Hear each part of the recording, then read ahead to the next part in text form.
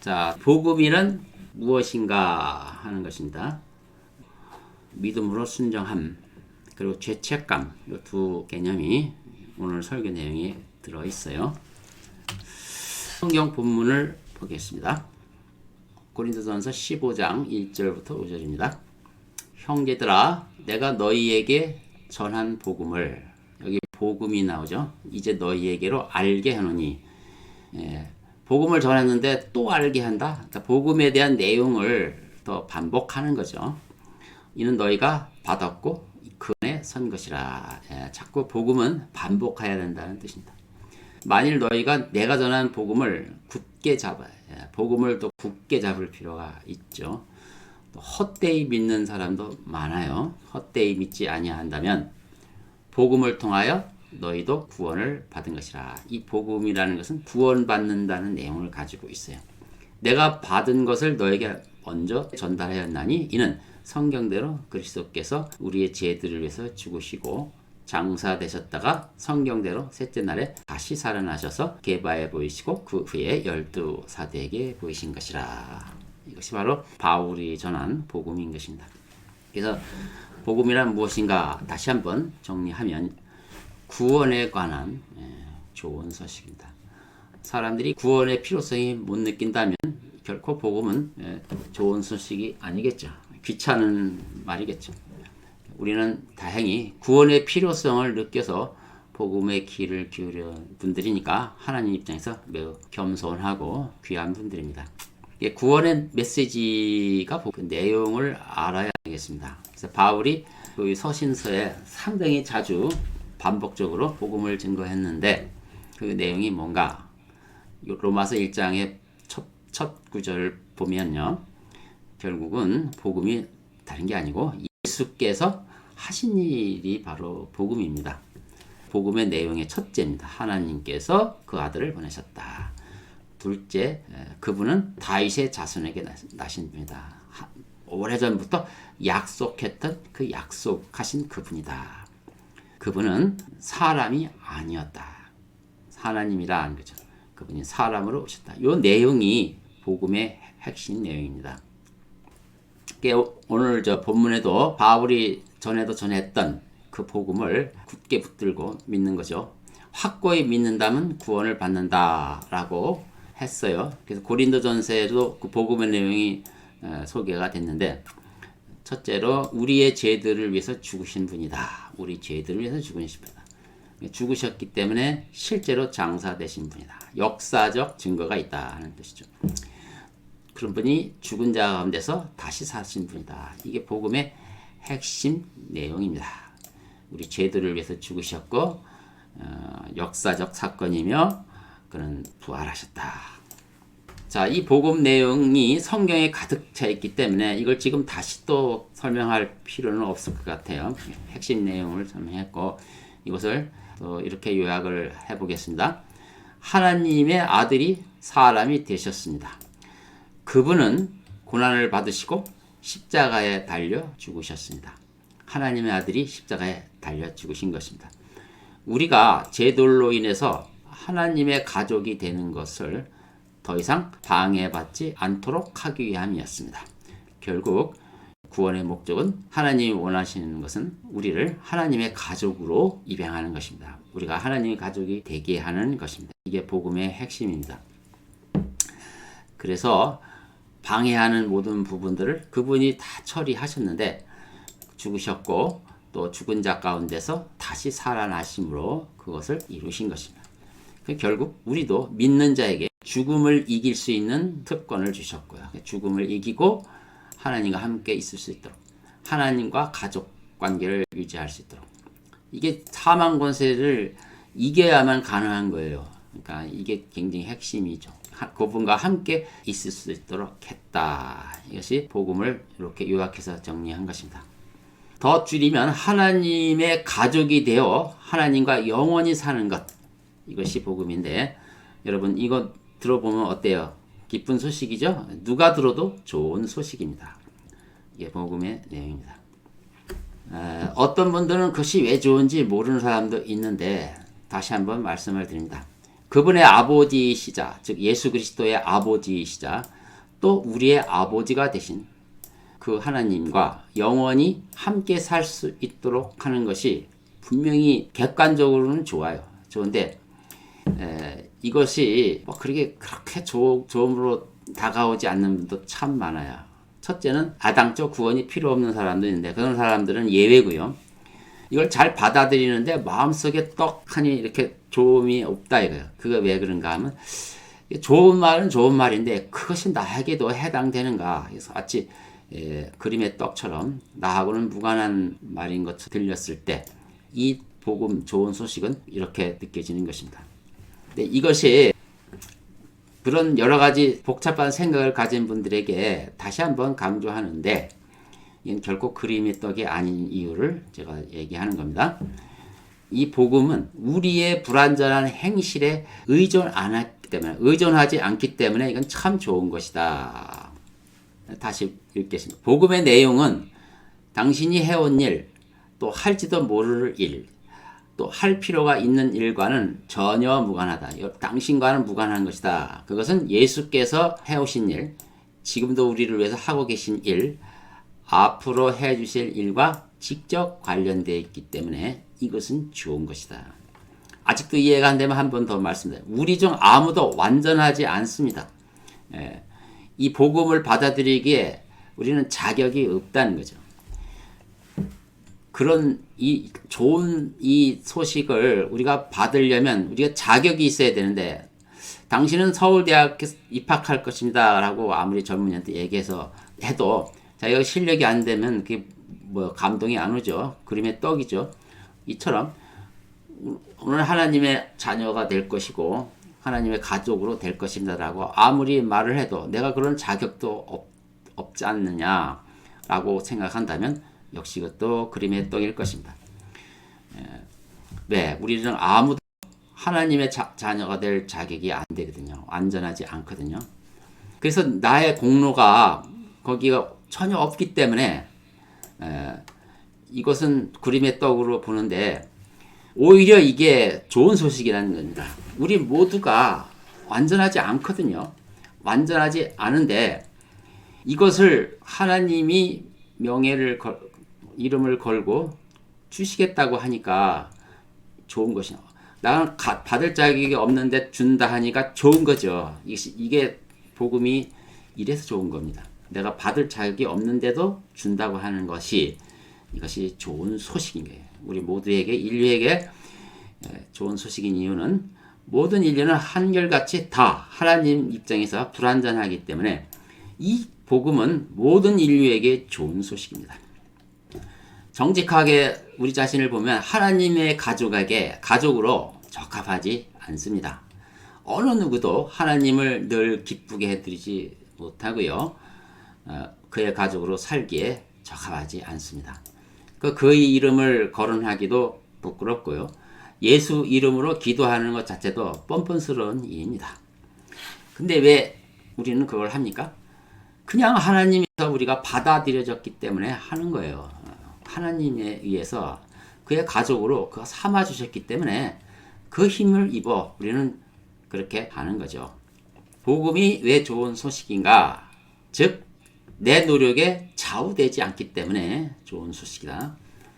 그걸 꼭 기억하십시오. 왜 복음 하지만 또 이 핵심을 또 놓치는 수가 있어요. 하나님께서 나를 받아들이신 이유가 나로 인하지 않고 오직 예수 그리스도로 인했기 때문에 내가 더 뭐 해야 할 일이 없는 거예요.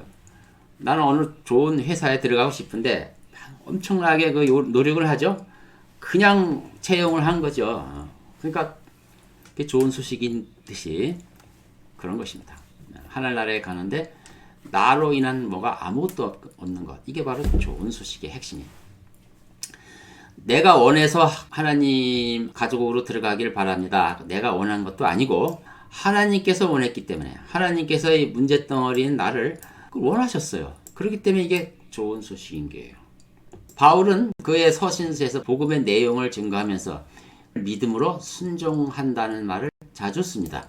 고린도전서 15장에는 내가 전하는 것을 굳게 붙잡는다는 말로 말로 표현을 했는데 이거 같은 말이에요. 믿음으로 순종한다는 말과 복음을 굳게 잡는다 같은 말인데요.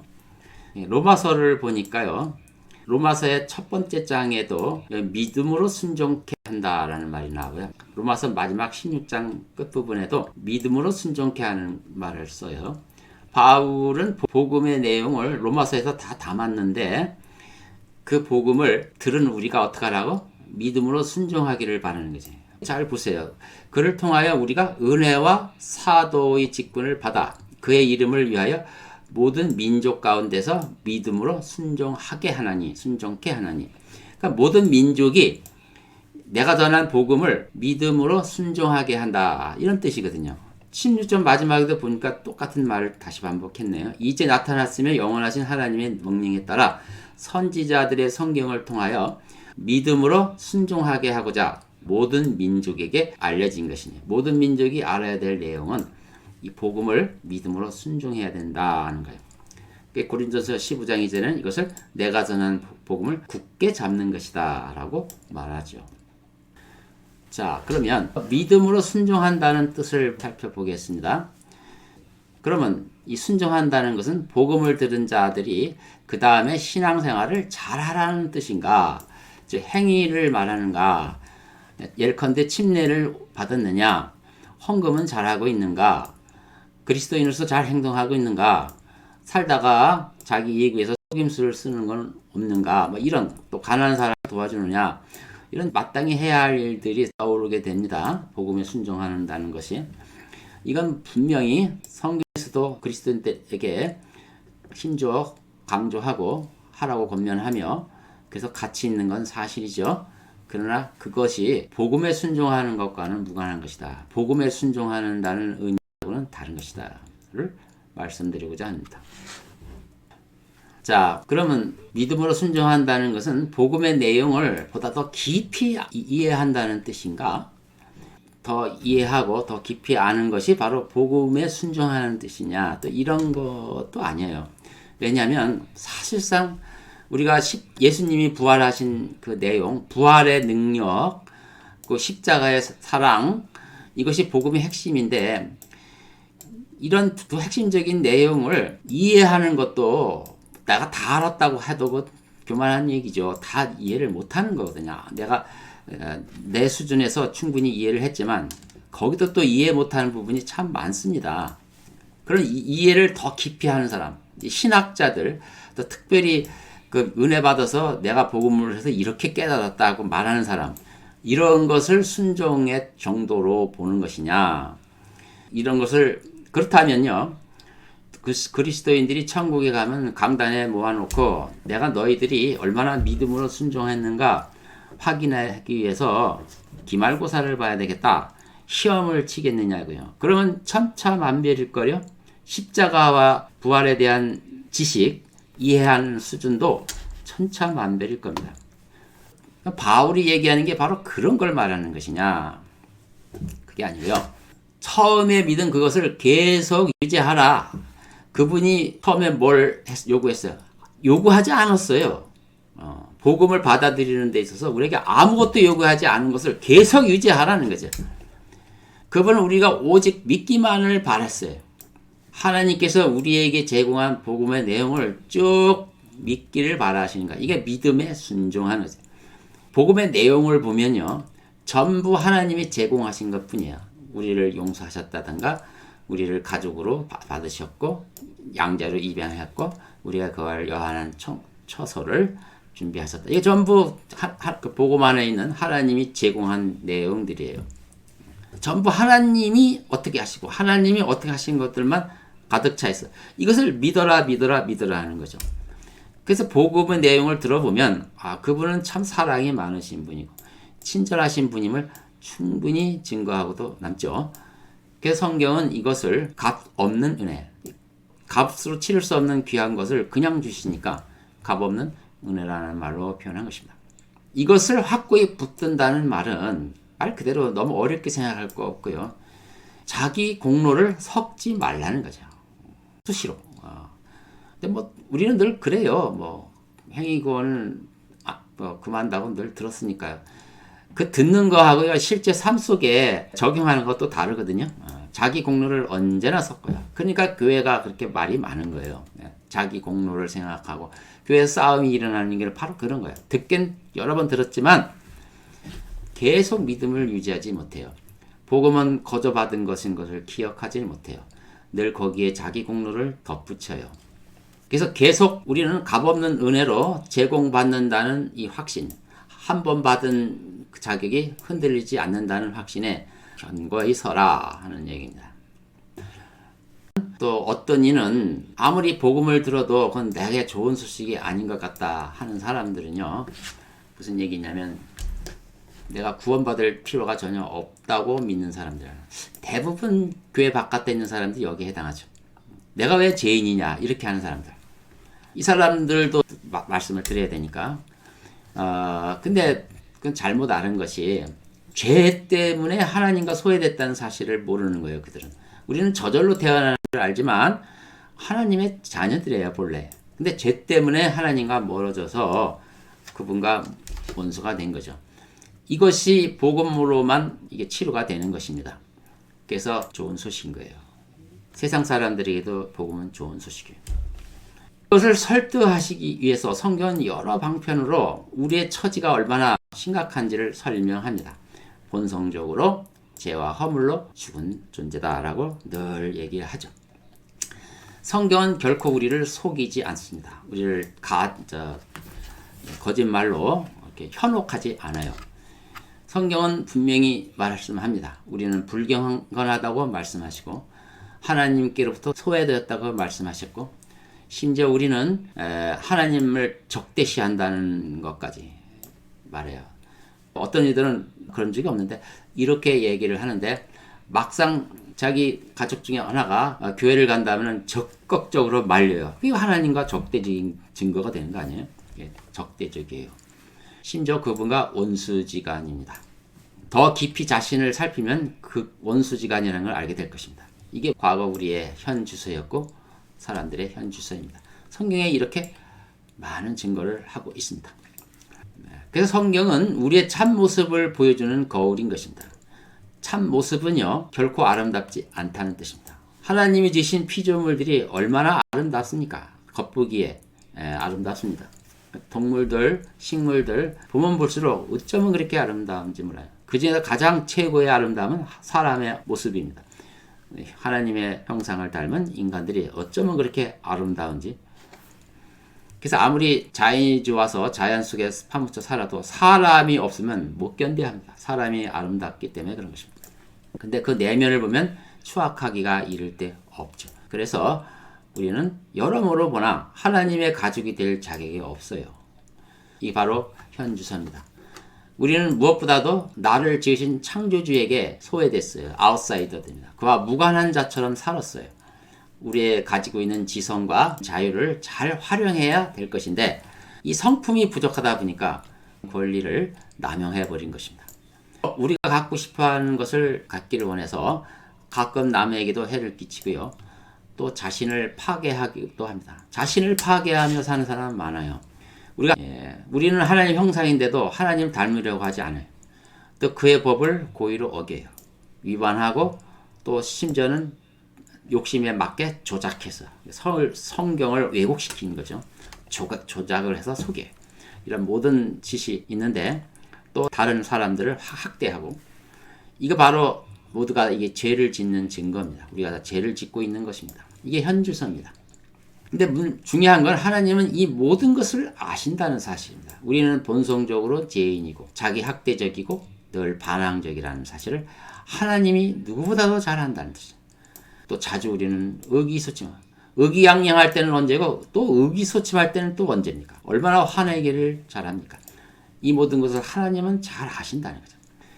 이 복음의 이야기는 이 모든 것을 하나님이 아신다는 것과 그럼에도 불구하고 우리를 사랑하셨다는 것입니다. 이게 바로 우리에게 기쁜 소식입니다. 이건 어떤 종교에서도 말하지 않습니다. 다른 종교는 거짓말을 하는 것입니다. 왜? 인류의 이 치명적인 죄와 그 결과를 부정하기 때문에, 외면하기 때문에 그렇습니다. 죄로 인한 인생의 문제 해법을 나름대로 다 찾는데 다 인간의 노력으로 가능하다고 말합니다. 그래서 어떤 이는 그 의식을 만들어서 그걸 반복하면 그것이 된다고 말하고, 어떤 이는 무슨 주문을 외우고, 어떤 이는 종교 기회를 정해서 그것을 엄수하고, 또 어떤 이는 선행을 하고, 이렇게 해서 노력을 통해서 이 인간의 내면의 문제를 해결하려고 애쓰는 것입니다. 그래서 결국은 그건 사실상 속이는 것일 뿐입니다. 하나님과 무관하게 스스로 문제들이 해결될 수 있다고 하는 게 이게 명백한 거짓말입니다.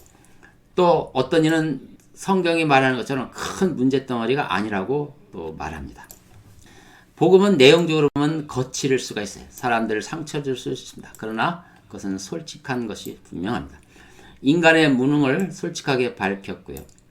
또 오직 하나님만이 해결할 수 있다고 강력히 주장했고, 또 그것을 앞으로 해결할 것이라는 게 아니라 이미 해결하셨다고 또 선포한 것입니다.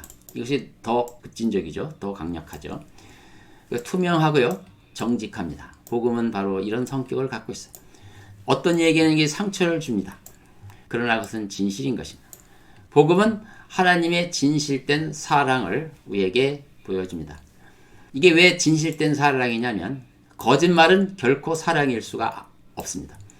서로 좋아하는 사이라도 거짓말로 사랑을 고백한다면 그것은 변질된 것이니 진실성이 없어지는 거죠. 하나님은 결코 그런 사랑을 우리에게 주신 적이 없습니다. 하나님은 우리를 용서하셨고요. 또 구원시키셨고요. 우리를 또 자유롭게 하셨고 영원히 함께 살게 하시기 위해서 우리를 가족으로 입양하신 것입니다. 그것은 우리의 노력으로 얻어지는 것도 아니고 우리가 또 받을 만해서 받은 것도 아닙니다. 그래서 요구되는 것은 하나님 편에서 우리에게 요구되는 것은 오직 믿음뿐입니다. 믿음이란 하나님의 약속을 신뢰하는 행위고요. 예수께서 하신 일의 완전성을 신뢰하는 행위인 것입니다. 그래서 복음은 단호합니다. 다른 길이 없습니다. 예수 외에는 구원 얻을 다른 길이 없다고 성경이 단호하게 선포합니다. 여러분 곰곰이 생각해 보시죠. 왜 하나님께서 자기 아들을 보내셨는지, 그런 끔찍한 십자가 죽음에 놓이게 하셨는지를 생각해 보십시오. 하늘에 갈 수 있는 다른 길이 있다면 왜 그렇게 하셨겠습니까? 다른 길이 없기 때문에 그렇게 하십니다. 그 아들께서 사람이 되셨고 그리고 사망을 이기셨습니다. 그분은 사망을 이기신 것입니다. 인류의 최대의 적, 마지막 보루, 이 사망을 이기신 것입니다. 그래서 복음은 유일한 길인 것입니다. 예수 외에 다른 구원은 없어요. 하나님의 구원 계획을 믿는 것, 하나님의 제시한 이 구원 계획을 믿는 것, 이것이 구원의 유일한 길입니다. 예수 외에 구원을 얻을 다른 길이 없는 것입니다. 그래서 예수님은 단호하게 이렇게 말씀하십니다. 내가 길이요 진리요 생명이라 나로 말미암지 않고는 아버지께 올 자가 없다. 거기에는 모호한 것이 없어요. 예수께서 이루신 공로를 제외하고는 아무도 하나님의 가족이 될 수 없다는 선언입니다. 그래서 여러분이 어떤 공로나 어떤 성과를 이 복음 믿음에, 복음에 대한 순종에 그걸 섞을 수가 없는 것입니다. 회개의 정확한 의미는 이런 잡다한 개념을 모두 다 쓰레기통에 버리는 것입니다. 다른 신념에서 완전히 돌아서는 것을 의미합니다. 이게 성경이 말하는 회개의 정확한 의미입니다.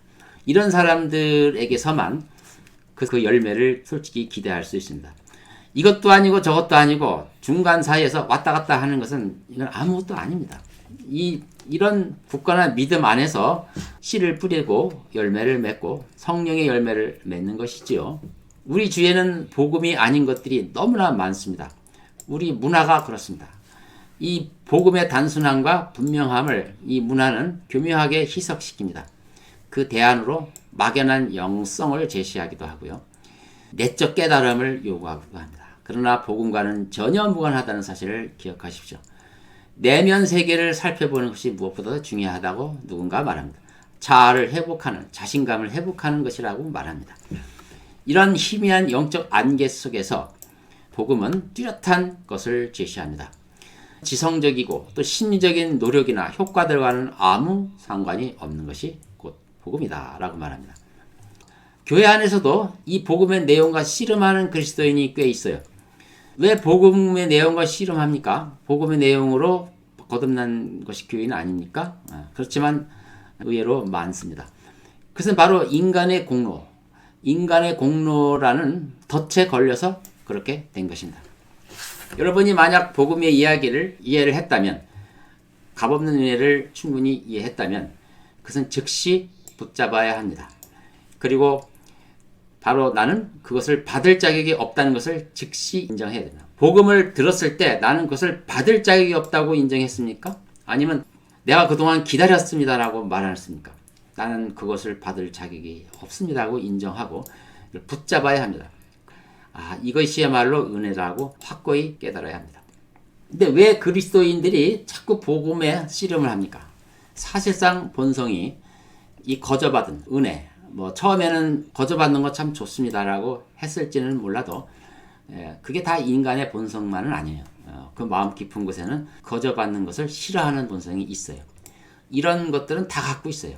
근데 이거에 죄책감을 낳는 원인이 되기도 합니다.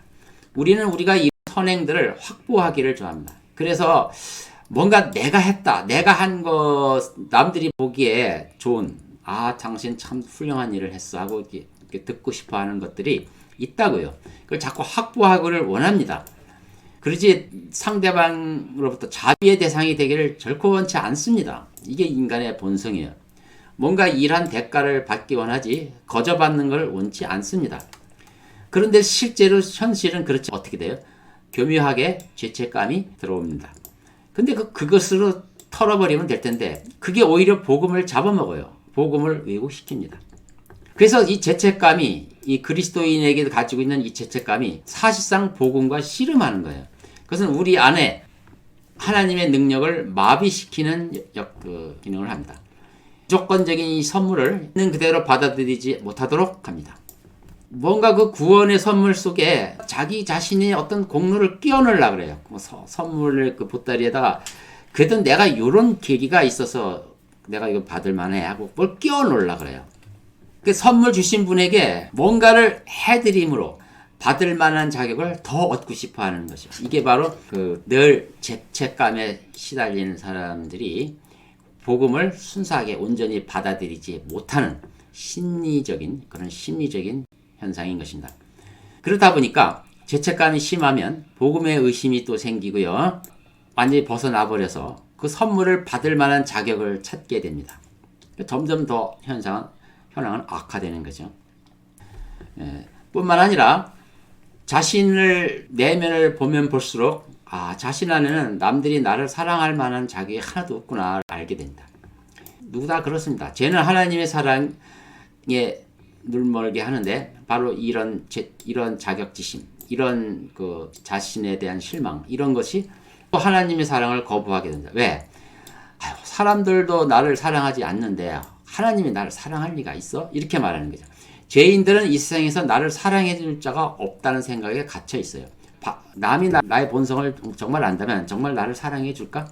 이런 불안감이 늘 사로잡혀 있다는 뜻입니다. 그렇기 때문에 그런 것이 무의식 중에 하나님에게도 전가돼서 하나님도 아마 그러실 거라고 생각을 하는 거죠. 무의식 중에 그래. 심리적으로 그래. 하나님도 말씀은 그냥 사랑한다 하지만 봐가며 사랑하실 거야. 이렇게 생각한다는 거죠. 바로 이런 죄책감, 나 자신에 대한 죄책, 내가 부족하다는 죄책감이 복음을 안 받아들이게 하는 결정적인 역할을 한다. 정리하면요. 죄책감은 복음의 사랑을 변질시키고요. 과거에 받은 사랑을 지금도 계속하고 계신지를 또 의심하게 하고요. 또 자신들이 지은 죄들을 계속 바라보게 합니다. 늘 하나님의 기대에 못 미친다고 생각하게 만듭니다. 자기들이 그래서 결국 나는 충분히 내가 믿는 사람인가? 의심하게 하는 거예요. 이게 죄책감이 하는 일입니다. 그러나 내면에 무슨 생각이 있든지 복음의 내용은 한결같습니다. 복음은 여러분의 성과를 말하는 것이 아니고요. 예수님의 성과를 말씀합니다. 지금까지 그랬고 지금도 그러시고 앞으로도 그럴 것입니다. 하나님 수준에서는 우리는 아무것도 이루지 못할 것입니다. 우리는 어느 면에서는 하나님과 같습니다. 그분과 닮았습니다. 그러나 그분에게 늘 못 미치는 부분이 있어요. 한계가 있다는 것입니다. 이 하나님도 그것을 너무나 잘 알고 계십니다. 그래서 그분은 해결책은 예수뿐이라고 말하는 것입니다. 바로 당신이 아니라고 분명히 말씀하십니다. 그리고 한 가지 꼭 알으셔야 할 것은 하나님은 당신을 여전히 사랑하신다는 것. 우리가 뭘 하고 안 하고로 하나님과 나 사이의 간격을 메꿀 수 있다고 생각하지 마십시오. 하나님과 나 사이의 간격이 분명히 있습니다. 이 간격을, 하나님과의 관계에 있어서의 간격을 내가 뭘 함으로 얻으려고 하지 마십시오. 늘 은혜의 보좌 앞에 나오라는 것은 자격 없는 사람이 또 하나님 관계를 맺고자 손을 내미는 것입니다. 하나님은 내가 먼저 내밀었다. 인제 악수를 청하냐? 이렇게 얘기하는 것이죠. 이겁니다. 하나님은 여전히 여러분을 사랑하십니다. 그분은 여러분의 모든 상황을, 모든 것을 알고 계시고 그렇지만 여전히 사랑하십니다. 로마서 5장 8절에 우리가 아직 죄인이었을 때 우리를 향한 그의 사랑을 나타내셨다고 분명히 말씀하셨습니다. 구원이란 하나님의 가족이 되는 것입니다. 이것은 우리가 노력으로 얻는 것이 결코 아닙니다. 그것은 오직 믿음으로 받아들여지는 것입니다. 하나님은 여러분을 여전히 사랑하십니다. 그분은 은혜로우신 분이기에 사랑으로 그것을 주셨습니다. 여러분이 하나님의 가족으로 죄송스러운 마음은 있을지언정 하나님의 가족이 된 사실에 대해서 죄책감을 갖지 마십시오. 그것은 그분이 원해서 여러분에게 거저 주신 것입니다. 하나님의 가족이 될 자격이 여러분의 행위에 근거했다면 그것은 분명히 여러분이 복음을 믿음으로 받은 것이 아닙니다. 결론을 말씀드리겠습니다. 우리 모든 믿음의 형제들이 이 순수한 복음을 듣고 확고히 붙들고 평생을 지내시기 바랍니다. 모든 삶 속에서 복음의 능력으로 승리할 수 있습니다. 이 복음의 능력으로 꼭 승리하십시오. 마지막으로 제가 요 로마서 16장을 봉독하고 마치겠습니다. 우리 주 예수 그리스도의 은혜가 너희와 함께 있을지어다. 나의 사랑이 그리스도 예수 안에서 너희 모두와 함께 있을지어다. 아멘. 그는 저의 기도와 마찬가지입니다. 기도하겠습니다.